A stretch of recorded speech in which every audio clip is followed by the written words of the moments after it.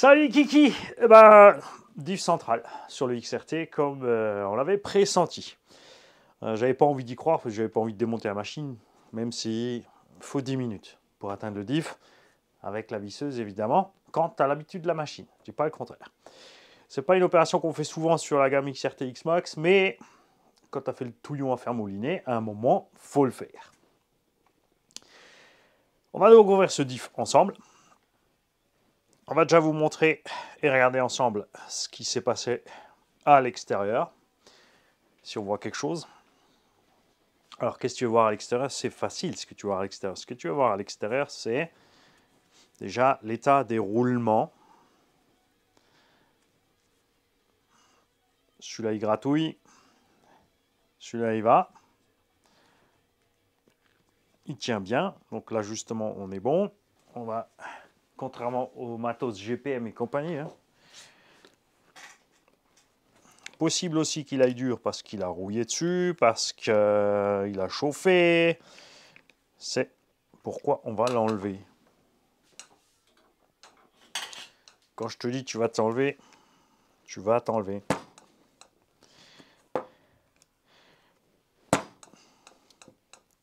Alors, si tu veux récupérer tes roulements, en général, ce que tu fais, là on va les changer, c'est que tu mets déjà du dégrippe. Si besoin, tu chauffes un petit peu, que les matériaux se dilatent. Là, je veux juste vous montrer combien ça tient. Et on va voir pourquoi. Comme dit, est-ce que ça a chauffé?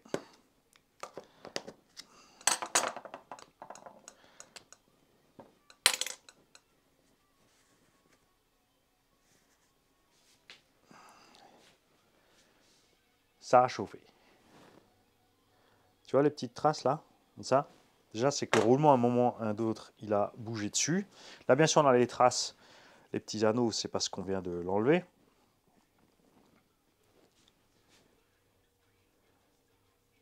Ah, il va un peu dur quand même. Hein. Donc ça n'a pas aidé. Et de ce côté, là, il part facile, mais regarde la couleur, pareil. Tu vois que ça a chauffé ce truc-là. Hein. On l'a fait mouliner à donf avec... qu'est-ce qu'on avait déjà essayé? On avait essayé en 12S, on a essayé plein de trucs. Donc ces roulements, ils partent à la benne. On va ranger tout ça.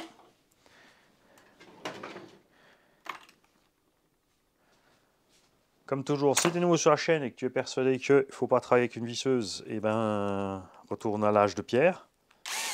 Ah, déjà, pas serré, regarde. C'est pas serré. Ouh, pas du tout. Donc la solution va pas être loin. Ça a tellement chauffé, ça a fait cuire le frein filet, parce que ça, chez Traxxas, ça tient super bien. La vache. Le machin, il se désagrège tout seul. Ce qui nous a causé très certainement une fuite de gras. Ici, tout va bien. Il y a des petites traces de saleté sur la portée. On les enlèvera tout à l'heure. Le joint est toujours là. Déjà là, que ça reste collé dedans, c'est pas bon signe. Voilà, ça sort avec. Ce joint à double lèvre Traxxas te fait un petit piège de temps en temps. Donc là, tu vois, il va très bien dedans. La portée ici, regarde, complètement sèche. Ça aussi, c'est fatal quand tu as de l'eau qui rentre. Une rondelle qui n'est pas une rondelle de calage à proprement dit. Cette rondelle, oh, on a toujours de la graisse dedans. Cette rondelle, en fait, elle évite à cette pièce de flinguer ce joint. Tu vois, il y a du gros boulot. Hein. Si ces diff Traxxas sont fiables, regarde, on a ici exprès la place pour mettre cette rondelle. Comme tu peux voir, on a eu de l'arrachement de matière sur la rondelle, tellement on a forcé. Alors bien sûr, oui, j'aurais pu le faire avant, mais t'as pas toujours envie. Tu te dis, oh, ça va encore tenir. Et après, je peux pas vous montrer ce que ça donne. Tu vois? On a une partie qui n'a pas touché, la partie qui est touchée, on a bouffé de la ferraille dessus à cause du manque de graissage. dû à la montée en température. Le joint ici est en excellent état. Là aussi, tu vois le gros boulot chez Traxxas. On a un joint qui ne peut pas se faire écraser, hein. Cette pièce va en buter sur les tétons, donc tu ne peux pas écrabouiller le joint, contrairement à toutes les autres marques. Tu peux écrabouiller le joint, serrer trop fort, etc. Là, ça ne t'arrive pas. Très rare de devoir remplacer ces joints, c'est pareil, ils sont relativement fiables sur la gamme à partir de X-Max, Max, XRT, etc. Sur les diffs Slash et compagnie, là en 1.10, m'est déjà arrivé que l'huile du diff en fait avait fait un peu comme gonfler les joints. Quand tu l'enlèves, tu es emmerdé. Donc on revient sur le joint, sur le piège de ce joint. Je vais te le montrer vite fait. Tu mets dedans, ici tu vois, il faut que ta pièce soit à fleur, hein. Il y a des fois où la pièce va rester là. Ça veut dire que tu es mal mis dans le joint. Et quand tu vas serrer, tu vas faire une pression. Et là, ce qui se passe, c'est que tu bouffes le joint. Tu vas le flinguer, tu vas le cramer parce que tu étais sous pression. Donc il faut bien faire gaffe quand tu montes, quand tu réassembles ce diff, que tout soit bien à sa place. Voilà, on a carrément réussi à bloquer les plaquettes vont dur dedans, c'est pareil, c'est que ça a séché. Ce côté est bien sorti aussi. Là, on a complètement cuit la graisse. Et il n'y a plus de joint. Les petits morceaux qu'on a là, il y a bien sûr de la graisse 20 millions W. Attention, 20 millions W, ça va faire du 50 000 CST par là. Et dans ces restes de graisse, il y a les restes du joint. Alors, ce qui s'est passé ici, c'est que très certainement, quand on a tapé le châssis plusieurs fois sur le sol, face avant, et tu vois aussi, regarde, même le carter, regarde. La rondelle a bouffé le carter aussi un petit peu.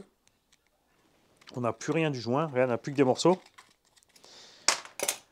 Donc ce qui s'est passé, c'est que soit le tube a percuté tellement au fond qu'il a poussé la pièce, puisque je rappelle qu'ici on est côté avant, hein. Donc ça a comprimé l'ensemble, ça a fait bouger les choses. Soit on a tellement fait chauffer qu'on en est arrivé justement à complètement cramer le matos. Je penche pour ça, puisqu'on a fait mouliner en 12S. Une fois qu'on avait fait ça, de toute façon, on a continué avec les autres trucs. On a insisté. Comment éviter ça? Alors, entretien régulier, oui. Ça dépend de ton type de pilotage. Si tu roules fort, comme on a fait là, sans réfléchir, sans arrêt, évidemment, là, il a atteint quoi, ce XRT? Une 15, 20 packs? Peut-être 10, honnêtement, depuis que je l'ai. On avait roulé en hiver, 3-4 packs, on l'avait flingué, on avait transformé. Si, on doit arriver à 15-20 packs, à peu près avec ce XRT. On n'a jamais fait gaffe sur la gâchette pour pousser le matos. Évidemment, c'est le matos du X-Max, on sait que ça tient. Mais ce qu'on voulait voir aussi, c'est par rapport à ce qu'on a vu dès le départ, c'est que le châssis, comme il est en ligne, on stresse différemment la mécanique. Ça, c'est un truc qui n'arrive pas souvent sur le X-Max. Ton tube, il y a du jeu, il y a bien du flex. Là aussi, il y a le même jeu.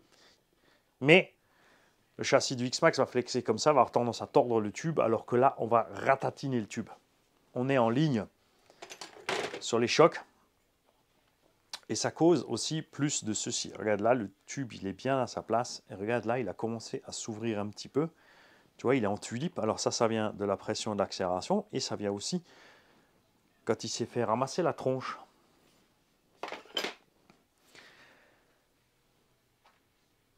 Pour pas arriver jusque-là, c'est pas compliqué. Tu le remarques quand tu roules avec ton X-Max ou ton XRT. Quand tu remarques que tes roues avant ballonnent de plus en plus par rapport aux arrières, c'est que ton diff central commence à se relâcher. À ce moment-là, tu t'arrêtes, tu démontes tout, tu sors, tu fais gaffe à ça. Le piège va être ne pas mettre ses rondelles, parce que tu te dis ça va dur, parce que tes joints ne sont pas comme il faut en place. Il faut bien que tu aies une rondelle par côté, un joint par côté. Il faut que cette petite pièce ici bouge bien dans le diff. Il faut bien sûr que toutes tes dents soient bien entières. Là, les satellites vont bien. Par contre, les couronnes, c'est forcé qu'elles ont pris un coup. Et là, tu vois très bien. Regarde celle-là, de l'autre côté, ça va. Tu vois? Et regarde celle-là. Celle-là, on voit clairement que les dents sont limées. Alors, si tu continues à rouler comme ça, il y a deux solutions. La première, c'est que tout ça se bloque et se soude à ce niveau ici, des rondelles, des planétaires. J'ai déjà fait, hein, souvenez-vous, sur X-Max, on l'avait provoqué pour voir un petit peu ce qui se passe. On avait roulé 2 packs sans le tube central en 2 roues motrices, avec ce diff central qui moulinait, jusqu'à ce qu'il se bloque de l'effort. Et après, on a encore fait 2 packs. Évidemment, après, on a flingué les dents du diff arrière, parce que trop de stress dessus, c'est normal. Mais on venait d'enchaîner 4 packs, je te dis pas la température là-dedans. Là, on a bien fait chauffer, on a bien insisté. On a continué à rouler. Si tu t'arrêtes, c'est pareil, hein. Même si tu n'as pas vu que ton diff avant il mouline un peu trop par rapport à l'arrière, enfin que tu vois que tes roues ballonnent trop par rapport à l'arrière, évidemment, si tu n'as pas des roues qui ballonnent, ça se verra moins, mais tu le sens à l'axel que la puissance, elle a le temps de foutre le corps devant. À partir du moment que tu as ton premier petit craquement, si tu t'arrêtes à ce moment-là, eh ben, il t'arrive rien. Tu démontes, tu peux réparer et tu peux repartir. Là maintenant, on va le faire quand même. On a un diff donc qui s'est fait ronger la moelle déjà là-dedans un petit peu. On a des rondelles qui sont un petit peu bouffées. Bon, il nous manque un joint, mais c'est pas grave. Ce qu'on va faire, c'est qu'on va remplacer le joint, on va nettoyer tout ça, on va regraisser et on va le remettre dedans. Pourquoi? Parce que je sais très bien que ce diff, malgré ça, va fonctionner encore. Évidemment, il sera un peu affaibli. Ce ne serait pas du luxe, je pense, même de mettre juste des rondelles fraîches. Quoique ça va encore. On va voir combien ça a bouffé de matière là-dedans. Mais tu vas voir que ce diff va repartir et il va tenir quand même. Ou il va nous péter à la gueule direct. Moi, je pense qu'il va tenir encore un sacré moment parce que c'est exactement ce qu'on avait fait aussi sur le X-Max. Quand on avait cramé le diff, on avait uniquement réparé. Et là aussi, je tiens à insister là-dessus. Coût des réparations maintenant.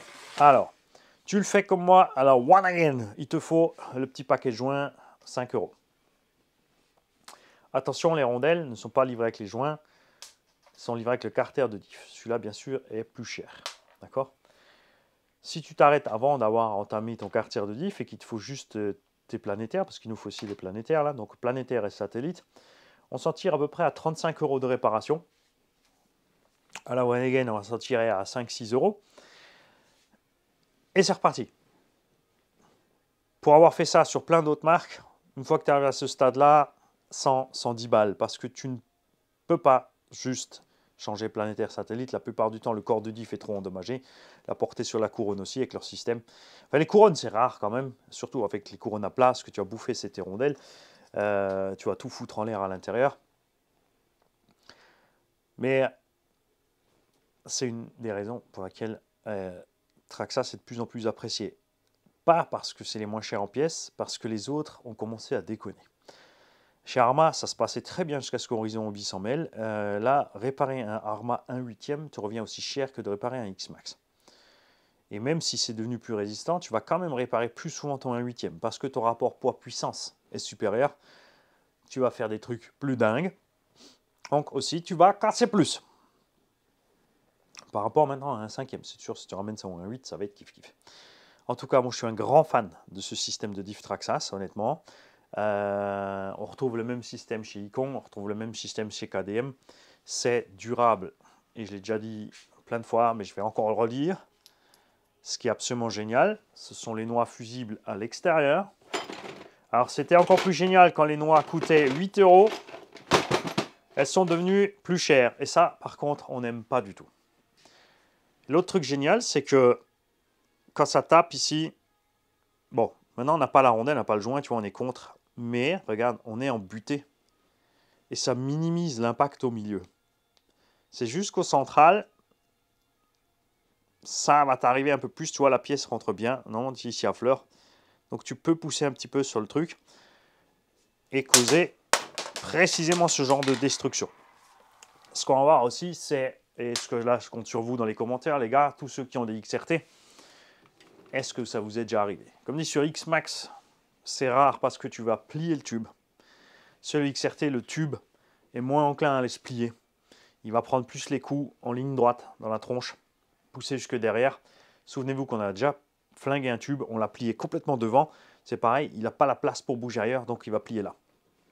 Donc je pense que sur le XRT, la solution de couper le tube, mettre un raccord au centre avec un petit boîtier 3D et un roulement sera d'autant plus utile. Beaucoup l'ont fait aussi, ceux qui roulent, qui font beaucoup de sauts sur le X-Max le font aussi. Moi, tu l'as vu, je ne l'ai pas fait trop souvent.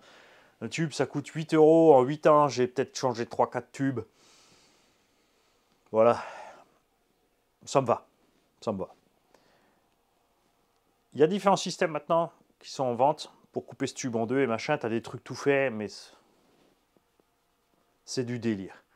Il y a Vitavon qui fait un tube télescopique ou un système. Il y a O-Tracing, mais c'est des trucs à 50, 60, 70 balles pour faire ta transmission centrale. Ça n'a pas de sens. Il suffit de couper ça en deux. Il suffit de prendre un pion en plus. Comme ça. Le roulement, c'est pas compliqué. Tu prends le diamètre ici et tu vas avoir le fichier 3D pour mettre dedans. Je dirais qu'en TPU, ça va bien parce que ça va rester flex au milieu, ça va bouger. Bien sûr, tu vas avoir plus de jeu entre les deux. Tant que les dents touchent là, qu'elles touchent là, qu'elles touchent là, qu'elles touchent là. Mais si ça peut t'économiser après, globalement, sur la transmission, de temps en temps, tu éclates ton tube au bout, tu le fends et tu as juste à racheter un tube que tu coupes pour faire ton bout. C'est quand même plus économique. La 20 millions Traxxas, parce qu'il y en a plein toujours qui cherchent ce truc, a une référence à part. D'accord? C'est un petit pot comme ça.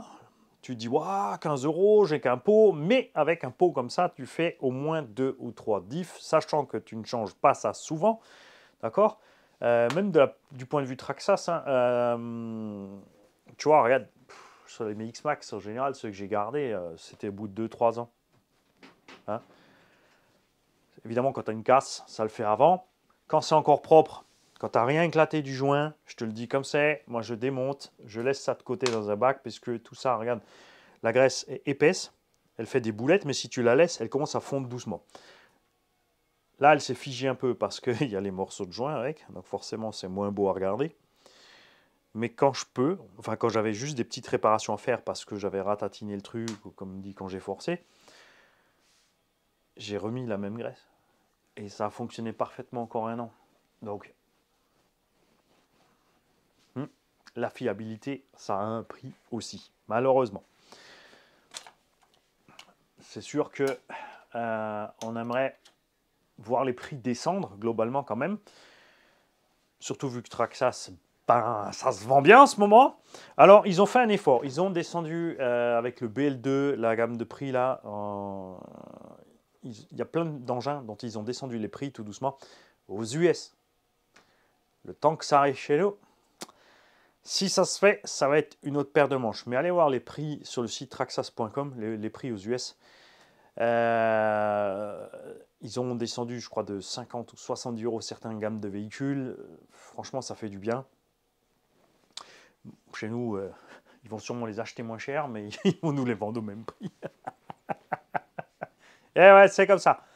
Alors, dans les commentaires là de cette vidéo, je veux savoir tout ce que vous avez eu comme ennui avec des diffs Traxxas X-Max XRT, avec la gamme Revo et Max, puisque c'est les mêmes diffs, et avec la gamme Sledge. Donc globalement, corps de diff en plastoc chez Traxxas, no problemo. Histoire de joint rondelle, à bouge pas. Planétaire, satellite, rare. Sur la gamme 3S, tu n'as que 2 satellites. Là-bas, j'en avais flingué, mais pourquoi? Parce que tu moulines, tu moulines, tu moulines, tu moulines, tu moulines. Et on a réussi à user un peu le plastique. Résultat, l'huile est sortie par là. C'est Mimi Sarah, c'est la même merde. Ça, c'est du défaut d'entretien et de la sauvagerie au gaz. Globalement, sur cette gamme, comme je t'ai dit, je fais quasi rien. D'accord? Est-ce que vous avez eu des ennuis d'étanchéité, des problèmes de joints, de rondelles bouffées, etc. Et comme dit, cherchez toujours la panne. Il y en a, ils disent ouais, mais c'était pas solide, j'ai fait ci, j'ai fait ça, mais ils ne se sont pas posé la question. Comme dit, est-ce que tu n'as pas pris trop de gamelles sur le nez ou le tulle qui ont fait que tu as comprimé ta transmission trop de fois pour aller endommager ce truc-là. Il y a quand même 5 mm de jeu sur la transmise. Mais si on arrive à plier les tubes, et si le pli au milieu, il fait comme ça, c'est qu'on a envoyé 1 cm, 1 cm et demi de déformation. Quand un engin de 10, 12, 13 kg qui arrive au sol, la truffe en avant, il n'y a pas trop de miracles en général. Ça tient un moment quand ils sont bons, mais à un autre moment, ça va sortir. Je suis bien sûr aussi impatient de voir débouler un rebadge de ce BSD Racing qui a déjà été rebadgé donc par Red 4 Racing, le Vigilante. Pour moi, ce n'est pas un concurrent du X-Max. Puis le constructeur de base, ils ne se vendent pas ça du tout. Il sait très bien où il met la truffe parce qu'ils ont déjà fait un essai préalable. Cette marque avait déjà fait un Monster qui a été retiré du marché. Red 4 Racing l'avait racheté les engins aux propriétaires parce qu'il y avait trop d'emmerdes. Ça ne tenait pas du tout. Donc maintenant, on a une version plus balèze. Point de vue du prix, les gens disent ouais, regarde, c'est 850 €, le X-Max c'est 1250. C'est 850 $ aux US et un X-Max c'est 950 $ aux US. Donc il y a 100 € d'écart à peine. Arrivé chez nous, le X-Max il est à 1250. L'autre, ils vont, selon le rebadger, ça va être aussi 1250. Évidemment, si c'est Conrad Killshop, là, il sera peut-être possible de l'avoir 850, 950. Ça serait de la balle.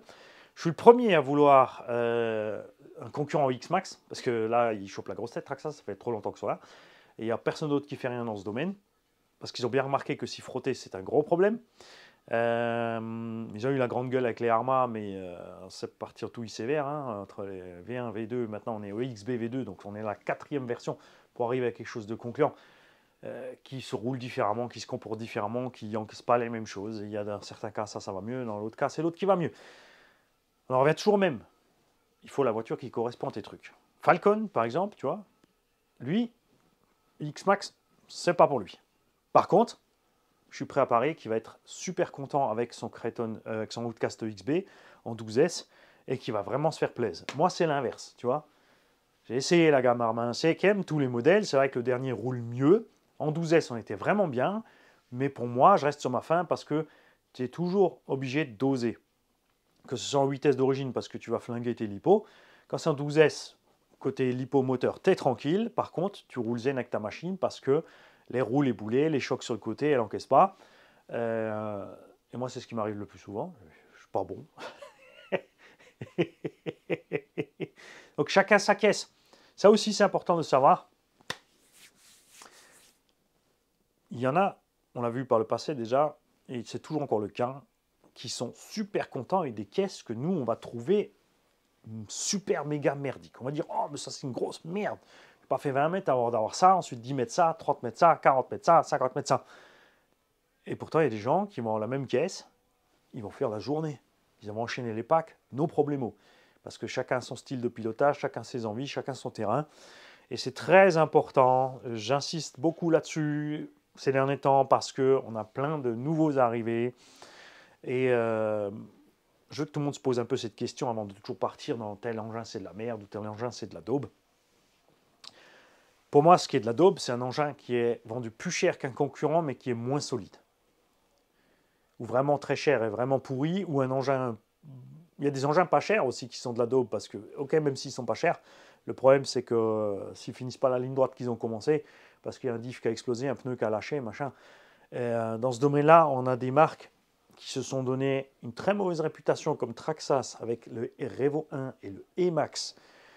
Des engins, il faut se dire, ils te vendaient ça en 6S quand tu mettais gaz, sorti de la boîte, au bout de 100 mètres, tu avais tes pneus qui te pétaient à la gueule. Là, tu vois, tu l'as mauvaise, parce qu'en plus, tu l'as payé cher. Quand tu fais la même chose avec un engin chinois pas cher, tu te dis, ouais, c'est moins grave au final. Donc, je vous invite tous à réfléchir à tout ça. Même, faites un petit retour sur vous-même, enfin sur votre expérience personnelle avec les différentes marques. Même si vous avez des marques qui vous ont énervé pour certaines choses, revenez dessus et posez-vous bien la question. Est-ce que vous avez bien fait vos entretiens? Qu'est-ce qui s'est passé niveau chocs latéraux? Parce que pareil, hein, quand tu roules sur les essieux, quand tu as ton diff avant-arrière, ce sont les chocs latéraux qui vont aller se répercuter dans la mécanique ici à l'intérieur de tes diffs. Dans certains cas, moins, et c'est pour ça que je les adore, avec les véhicules qui ont des cardans télescopiques. J'aimerais vraiment que l'Aussie se sorte le doigt et nous fasse un monster, l'Aussie 4XL, avec des cardans télescopiques type Super Oakley, Super Bajaré, et aussi que Arma 1/5 soit équipé de cardans télescopiques de ce type, parce que ça gommerait tous nos pépins. Avec ça, chez Traxxas, ils ont opté pour l'acier avec la noix qui pète. Je vois le nombre de gens qui râlent, une noix 4, une noix machin, et finalement, c'est vite changé, c'est par dehors, c'est 2 minutes. Tu mets 4 noix dans ta boîte, dans ta caisse à outils. Tu n'es pas obligé de dépenser des fortunes. C'est vrai que maintenant, les noix Traxxas, ils ont aussi fait des versions renforcées, 12, 13, 15 euros la noix. Il n'y a pas de problème que 60 balles dans la caisse à outils, mais achète-toi un lot de 4 chinois, c'est pas grave, sur le terrain pour dépanner, ça fait le boulot. Moi, j'en ai acheté différentes sortes, je les ai en vrac dans la caisse. Ça pète, tu changes, ça pète, tu changes. Voilà, c'est pas très grave. Ça va vite et ça m'économise tous les pépins sur la transmise. Mais je préférais avoir un cardan télescopique qui tient le coup et ne pas devoir emmener de pièces fusibles du tout. Ça, c'est sûr. Voilà, donc je veux savoir où vous en êtes avec votre expérience sur ces machines-là. Donc, X-Max XRT, Revo 2, Traxxas Max et le Sledge. Pourquoi je sépare le Sledge? Parce que le Sledge, même si les 3 véhicules ont le même type de montage de diff, ils sont de tailles différentes. Alors, comme je l'ai dit, au niveau des carters, des joints, pignons satellites, pour moi, c'est RAS. Au niveau des couronnes, comme il continue chez Traxxas, j'ai utilisé de l'acier pressé à froid. Sur le X-Max, c'est là où j'ai le moins de problèmes parce que c'est des grosses couronnes. Elles encaissent beaucoup de jeu avant de sauter. Quand on met des puissances trop grosses à bord, Velociraptor 1000, Hobby-Wing 1100, pignon de 16, 18, 20, des roues plus lourdes, ça n'a rien à voir avec la qualité du matos puisque tu surcharges le véhicule. Si tu laisses ton X-Max d'origine, comme c'est le cas pour Philippe, ça tient, ça tient, ça tient, ça tient, ça tient. Sur le Revo et le Max, par contre, niveau couronne, jamais pété. J'ai pas pété de couronne ni de pignon d'attaque sur Max et Revo 2. Sur le Sledge, ça arrive plus fréquemment.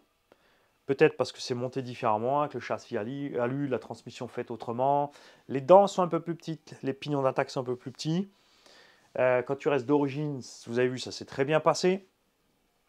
Une petite différence pour le central, parce que le Sledge, il est exposé et tous les autres sont enfermés dans le boîtier de transmission au bout. Donc, pas de merde qui rentre. Dans les Revo, c'est au milieu. Il y a même une couronne plastique sur le Max aussi, auquel j'ai pas eu spécialement d'ennui. Ça t'arrive des fois une saleté qui rentre, tu pètes une dent, tu limes le truc, ça vaut 5 euros. C'est changé en 2 minutes. C'est super silencieux, j'aime bien. J'aurais absolument rien contre, franchement, une couronne en plastique balèze sur le X-Max. J'avais essayé, puisque même sur le X-Max 8S, j'avais monté un slipper renforcé au tracing, enfin un patin de slipper, enfin le support du slipper au tracing. J'avais équipé un X-Max 8S avec une couronne plastique. J'arrivais en moyenne à faire une vingtaine de packs avec la couronne plastique avant de la flinguer. Et c'est un excellent entraînement si tu as des problèmes de brutalité gaz-frein. Parce que c'est la couronne qui va péter et là tu sais que tu étais trop brutal. Après ça va t'arriver sur des situations où tu envoies ta figure, ça se passe bien, tu es un peu juste, tu mets au dernier moment, là tu vas sauter le truc. C'est sûr. En tout cas, c'est silencieux aussi, ça c'est aussi quelque chose que j'adore sur la transmission Traxxas. Ne vous en faites pas, c'est pas une vidéo pro Traxxas machin bidule. Là on est en train de le faire sur Traxxas. Attendez de voir quand sort un diff sur une autre machine pour pouvoir revenir là-dessus. Sur Arma, j'ai fait le tour de la question. On en a déjà causé, donc on ne va pas revenir dessus. Chez Ikon, je crois qu'on est loin d'y arriver parce que ça ne bouge pas. La transmise, c'est juste incroyable ce qu'elle peut faire. Kakapit, KDM, c'est pareil, super content avec. Team Magic, de mieux en mieux sur la transmise, puisqu'ils ont encore amélioré les plastiques sur les corps de diff qui avaient le problème.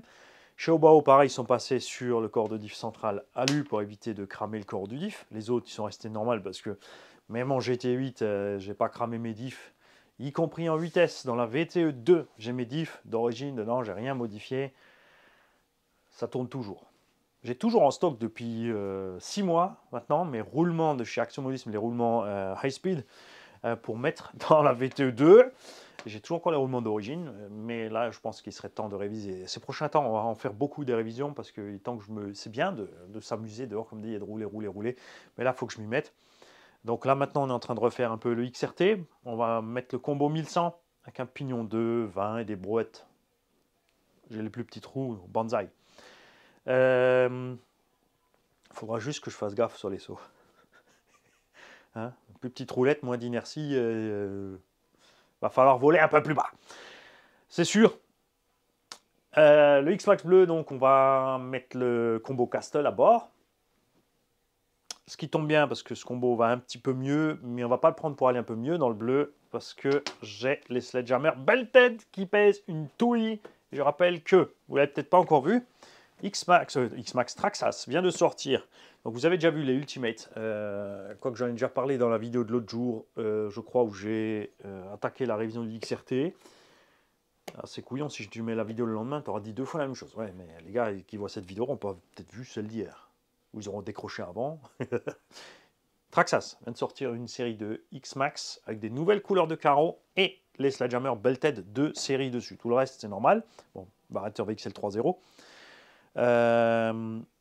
Au tarif, enfin en Allemagne, de 1260. Donc le même prix que le modèle de base. Du coup, le modèle précédent sans les Belted, il est à 1150. Et il reste encore certains X-Max sans le variateur 3.0, mais déjà avec les grands roulements, les grands portes-fusées. Enfin, top 1, 2, 3, c'est les portes-fusées avec les grands roulements intérieurs, puisque l'extérieur reste le même, pour 1050 €. Passez voir chez Modelbau Berlinski, Modelbau Metz. Pourquoi est-ce que les Allemands sont moins chers? C'est pas parce qu'il y a des charges salariales différentes, c'est parce que l'importateur est moins gourmand. Et voilà. Paye plus d'impôts les Allemands, j'en sais quelque chose puisque je suis trilingue, j'habite frontière suisse, allemande, machin, j'ai de la famille qui bosse en Allemagne, en Suisse, en France. J'ai des gens dans la famille qui ont des entreprises en Suisse, en France et en Allemagne. À la fin du mois, entre les Allemands et les Français, même si en France il y a plus de charges salariales, en Allemagne il y a plus d'impôts. Donc, ils sont quéquettes. En tant qu'entrepreneur, dans tous les cas, pour la retraite, tu te fais niquer encore plus que le mec qui bosse. Ça, c'est certain, parce qu'on te pique l'argent de la retraite, mais t'as pas de retraite. C'est génial. C'est génial. Ah, ils sont beaux, nos politiciens. Accessoirement, c'est pas que nos politiciens sont bons, c'est qu'on est vraiment tous trop cons et trop feignants pour sortir le doigt de l'oignon. Moi, je dis qu'il est temps de retourner leur casser la gueule.